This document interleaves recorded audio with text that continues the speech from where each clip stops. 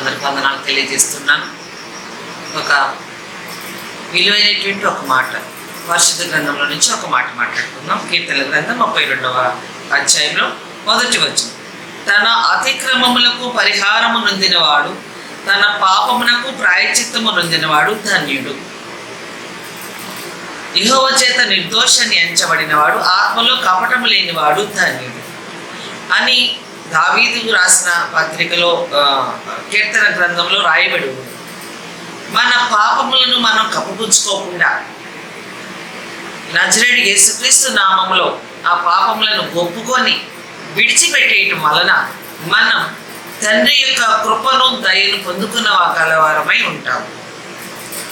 ఈ విధంగా మనము అనుదినము మారు మనసు పొందుతూ అనుదినము రోజంతటిలో ఏమేమి మాట్లాడామో, ఏమేమి ఆలోచన చేశామో, ఏమేమి క్రియలు చేశామో ఈవినింగ్ కల్లా మనం సరి చేసుకొని మనం యేసయ్యకు మంచి కార్యాలు ఎన్ని చేశాము, యేసయ్యకి ఇష్టం లేని మాటలు ఎన్ని మాట్లాడాము అని వెరిఫై చేసుకొని ఆ రోజు ఈవినింగ్ టైంకి అవన్నీ కూడా ఒప్పుకొని ఏ కరెక్ట్ చేసాం, ఏ రాంగ్ చేసాం తెలుసుకొని జ్ఞానంతో గ్రహించుకొని జ్ఞాపకం తెచ్చుకొని మన యేసయ్య నామంలో మన పొరపాట్లన్నింటిని ఒప్పుకున్నట్లయితే యెహోవా దేవుడైన మన ప్రభు అయిన తండ్రి మనల్ని యేసయ్య నామంలో ఆ అతిక్రమములన్నింటినీ కొట్టివేస్తాడు.